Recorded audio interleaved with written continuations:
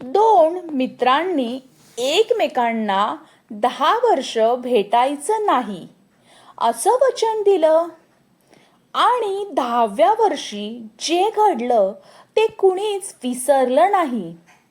मित्रांनो, ही कथा पूर्णपणे काल्पनिक आहे. एका गावात रोहन आणि समीर हे दोन जिवलग मित्र राहत होते. दोघं लहानपणापासून एकत्र शिकले, खेळले आणि प्रत्येक संकटात एकमेकांच्या पाठीशी उभे राहिले. कॉलेज संपल्यानंतर रोहनला परदेशात नोकरी मिळाली, तर समीरने गावात राहून वडिलांची शेती सांभाळायचं ठरवलं.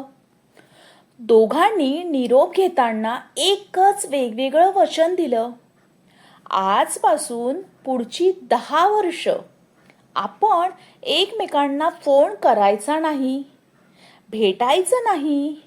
10व्या वर्षी या जुन्या वाड्याच्या झाडाखाली भेटायचं. वर्ष सरत गेली. रोहन मोठा उद्योगपती झाला. समीर साधा शेतकरीच राहिला. 10वं वर्ष पूर्ण झालं.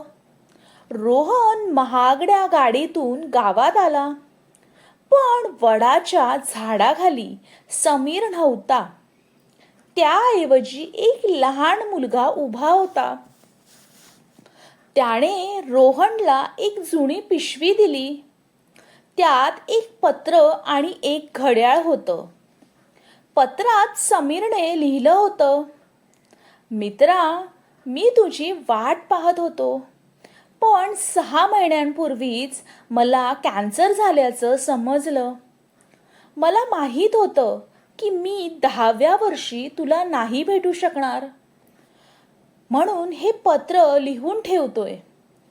तू मोठा माणूस झालास याचा मला अभिमान आहे, पण माझी एक शेवटची इच्छा आहे.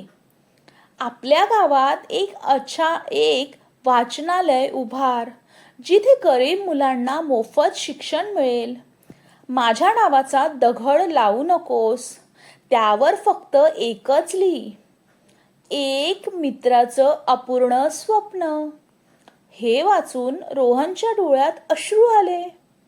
त्याने लगेच शहरात परत जाऊन स्वतःच्या कंपनीचा एक मोठा प्रोजेक्ट रद्द केला आणि त्या पैशातून गावात आधुनिक वाचनालय, संगणक कक्ष आणि शिष्यवृत्ती योजना सुरू केली.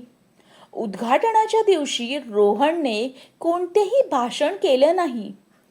त्याने फक्त प्रवेशद्वारावरती लिहिलेलं वाक्य वाचलं, इथे नाव कोणाचं नाहीये, पण प्रत्येक यशामागे एका मित्राचं प्रेम आहे. काही वर्षांनी त्या वाचनालयातून शिकलेली अनेक मुलं अधिकारी, डॉक्टर आणि शिक्षक झाली.